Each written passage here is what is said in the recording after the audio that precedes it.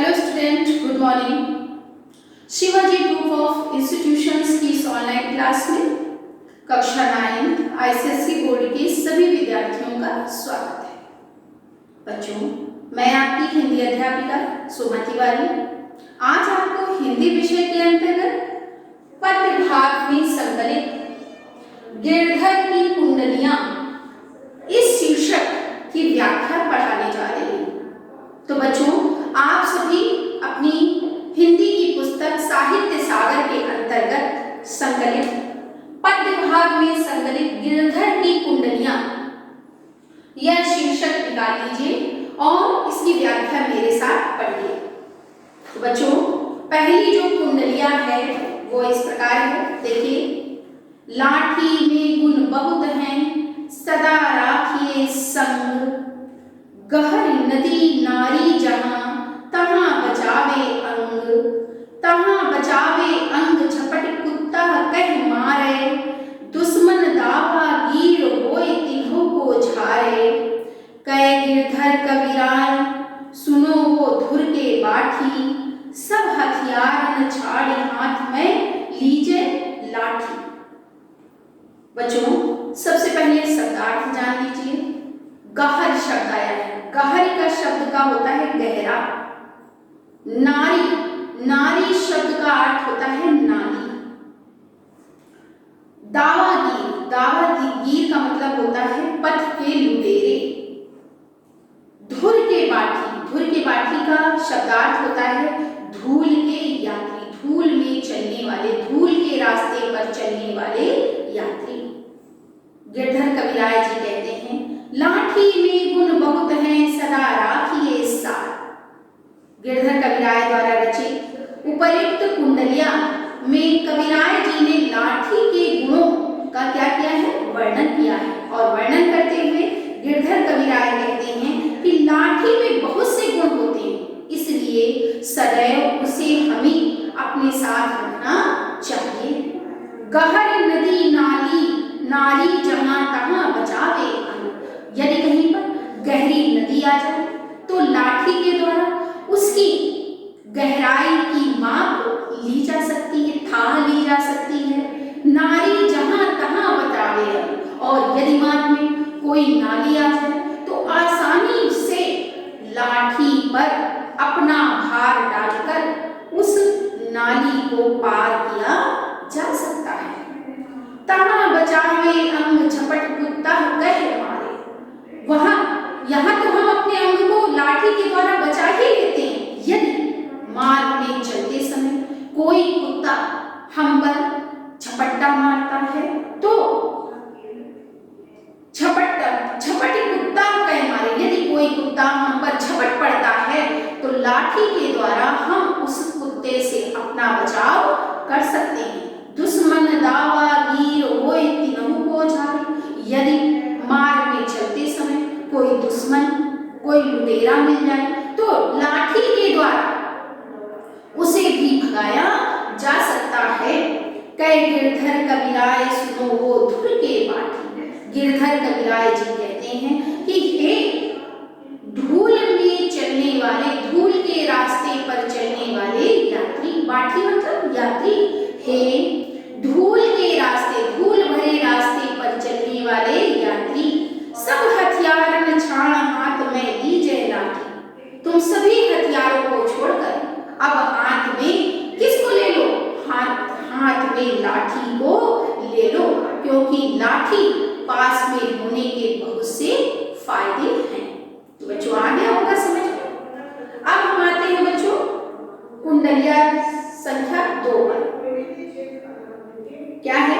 खास कमरी थोड़े दाम की, बहुत आवे काम, खासा मलमल वाफता, उन पर राखे मान, उन पर राखे मान, बदजह आड़े आवे, बकुचा बांधे मोट राति को झाल बिछावे, कै गिरधर कबीराय मिलत है थोरे दमरी,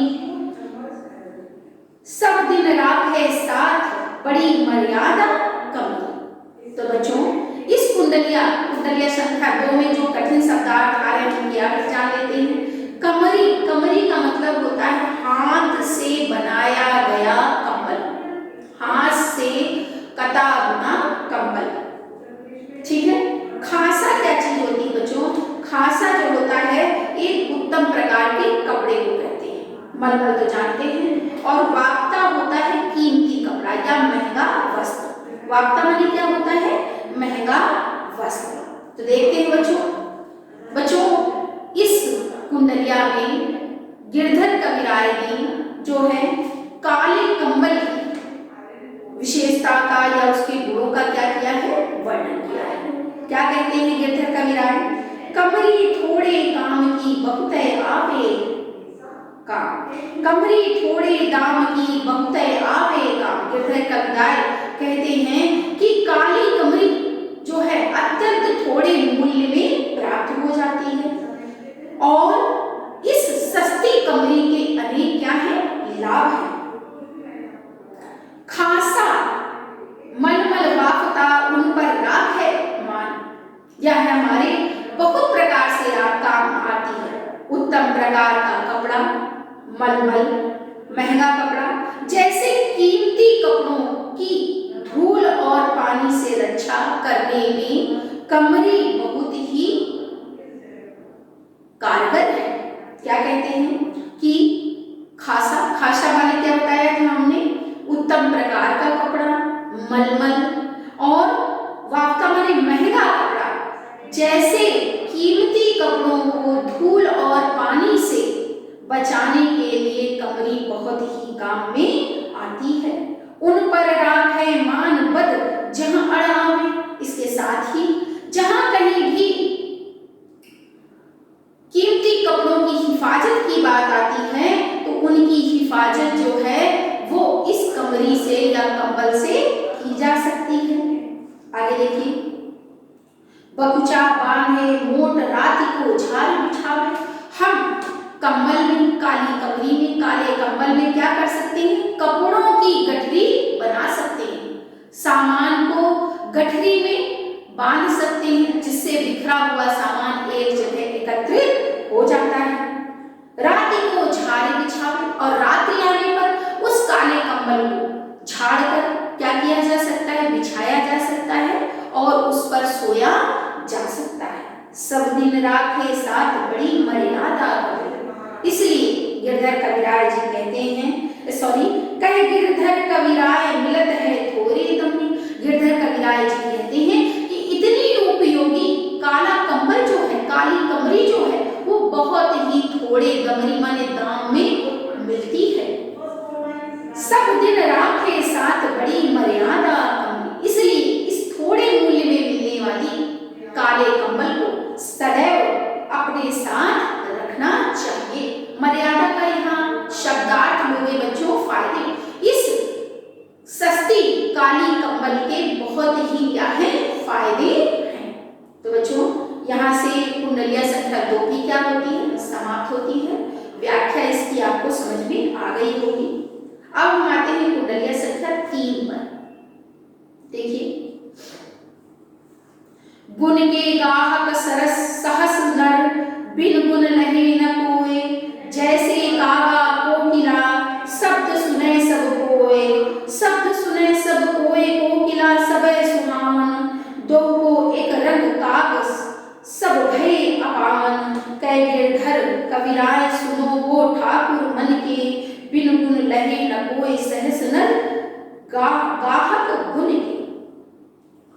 इसमें इस कुंडलिया छंद में गिरधर कविराय जी ने गुणों की प्रशंसा की है कि गुणवान व्यक्ति सर्वत्र सम्मान का पात्र होता है। क्या कहते हैं? देखिए व्याख्या। गुण के गाहक सहस नर, सहस माने होता है हजारों। गिरधर कविराय जी कहते हैं कि गुणों के गाहक, गाहक मतलब ग्राहक, गुणों को चाहने वाले या गुणों के ग्राहक हजारों लोग होते हैं। बिन गुण लहे न कोय, और बिना गुण के किसी भी व्यक्ति का समाज में कोई सम्मान नहीं होता। अर्थात गुणवान व्यक्ति समाज में सदैव सम्मान का पात्र होता है और गुणों से रहित व्यक्ति जो है समाज में सम्मान का पात्र नहीं होता। उदाहरण देते हुए गिरधर कविराय जी कहते हैं, जैसे कागा कोकिला शब्द सुने सभी कोय। जिस प्रकार कौवा और कोयल दोनों काले रंग के होते हैं और उनके कूकने की आवाज को, उनके बोलने के स्वर को सभी लोग सुनते हैं। शब्द सुने सब कोय कोकिला सबे सुना। शब्द तो सभी लोग सुनते हैं, परंतु कोयल का जो मधुर स्वर होता है वो सभी के मन को मोह लेता है और कौवे का कांव कांव स्वर सभी को चुभने लगता है। दो को एक, यद्यपि कोयल और कौवे एक ही रंग के होते हैं, काग सब भय अपावन, परंतु कौवा जो है वो अपवित्रता का सूचक मान लिया जाता है, उसे कोई भी श्रद्धा की दृष्टि से देखता नहीं है। कह गिरधर कविराय सुनो वो ठाकुर मन के। गिरधर कविराय जी कहते हैं कि हे मनुष्य, मन को जीतने वाले मनुष्य सुनो, बिन गुण लहे न कोई सहस नर गुण गाहक के, कि बिना गुणों के किसी व्यक्ति का समाज में सम्मान नहीं होता। इसलिए हमें अपने अंदर गुणों का विकास करना चाहिए, गुणों को ग्रहण करना चाहिए। तो बच्चों, आज मैंने आपको 3 कुंडलिया छंद की व्याख्या पढ़ाई। बच्चों, आईसीएसई बोर्ड परीक्षा में पद्यांश पर आधारित प्रश्नोत्तर पूछे जाते हैं। कोई एक पंक्ति दे दी जाएगी और आपसे उससे संबंधित प्रश्न पूछे जाएंगे। तो बच्चों, मुझे आशा है कि आपको अब तक आपकी पुस्तकें आप तक पहुंच चुकी होंगी। तो आप अपनी एक्सरसाइज की बुक निकालिए, साहित्य सागर अभ्यास पुस्तिका होगी आपके पास, मिली बच्चों? उस पर कुंडलिया गिरधर कविराय निकालिए और पीछे एक्सरसाइज पर आइए। देखो बच्चों, पहली कुंडलिया के प्रश्न दिए हुए हैं। पहली कुंडलिया कौन सी थी, पढ़ाई थी मैंने, लाठी के गुण बहुत हैं। देखिए, इस पर पहला प्रश्न क्या दिया हुआ है, गिरधर कविराय ने लाठी के किन किन गुणों की ओर संकेत किया है। तो बच्चों, व्याख्या मैंने पढ़ाई है। इस प्रश्न का उत्तर आपको स्वयं अपनी अभ्यास पुस्तिका पर लिखना है। प्रश्न में दोहरा रही हूं, गिरधर कविराय ने लाठी के किन किन गुणों की ओर संकेत किया है। दूसरा प्रश्न है बच्चों, लाठी हमारी किन किन स्थितियों में सहायता करती है। तो इस प्रश्न का उत्तर भी मैंने व्याख्या के दौरान आपको पढ़ाया है। आते हैं बच्चों तीसरे प्रश्न पर, कवि सब हथियारों को छोड़कर अपने साथ लाठी रखने की बात कह रहे हैं, क्या आप उनकी बात से सहमत हैं? स्पष्ट कीजिए। तो ये अभ्यास कार्य आपको पहली कुंडलिया छंद से करना है। इसके बाद बच्चों, घ नंबर जो अभ्यास कार्य में प्रश्न दिया गया है, शब्दार्थ लिखिए। पहला शब्द है नारी। तो नारी का शब्दार्थ मैंने अभी आपको बताया, क्या बताया था? नारी का शब्दार्थ होता है, अर्थ होता है नारी। दावागीर, दावागीर का मतलब मैंने बताया लुटेरा। तीनों को माने तिनको, छाण माने छोड़कर। अब बच्चों दूसरी कुंडलिया पर आते हैं। दूसरी कुंडलिया मैंने आपको क्या पढ़ाई, कमरी, थोड़े, दाम की, बहुतय, आवे, काम। इस पर आधारित जो प्रश्न दिया हुआ है, प्रश्न संख्या का है, छोटी सी कमरी हमारे किस किस काम आ सकती है। तो इसको भी आपको अभ्यास पुस्तिका में इसका उत्तर आपको लिखना है। अगला प्रश्न है खा, गिरधर कविराय के अनुसार कमरी में कौन कौन सी विशेषताएं होती हैं। इसके बाद बच्चों अगला प्रश्न दिया हुआ है गा। गा प्रश्न संख्या है, बकुचा बांधे मोट राति को झाड़ी बिछावे। इस पंक्ति का आशय स्पष्ट कीजिए। तो मैंने व्याख्या करते समय आपको बताया था, बकुचा माने होता है गठरी, बांधे माने मोट, बांधे मोट, इससे कपड़ों को बांध कर क्या बनाई जा सकती है, गठरी बनाई जा सकती है। और सामान को एकत्रित करके उससे गठरी बनाकर आसानी से एक स्थान से दूसरे स्थान तक ले जाया जा सकता है। और रात्रि आने पर इसे झाड़ कर बिछाया जा सकता है और सोया जा सकता है। अगला प्रश्न है बच्चों घर। खासा मलमल वाफता उन पर राख है मान, पंक्ति द्वारा कवि क्या कहना चाहता है? तो मैंने बताया था खासा क्या बताया था, उत्तम प्रकार का कपड़ा, मलमल तो जानते ही, और वाफता माने होता है कीमती कपड़ा। काली कंबल में जो बहुत सस्ता होता है उसमें जो है उत्तम प्रकार के कपड़े को, मलमल को, और महंगे कपड़े को क्या किया जा सकता है, धूप और पानी से उसकी रक्षा की जा सकती है। तो बच्चों आप कर लेंगे। फिर इसके बाद बच्चों कुंडलिया संख्या मैंने आपको 3 पढ़ाया। कौन सा था? गुण के गाहक सहस नर, बिन गुण लहे न कोई।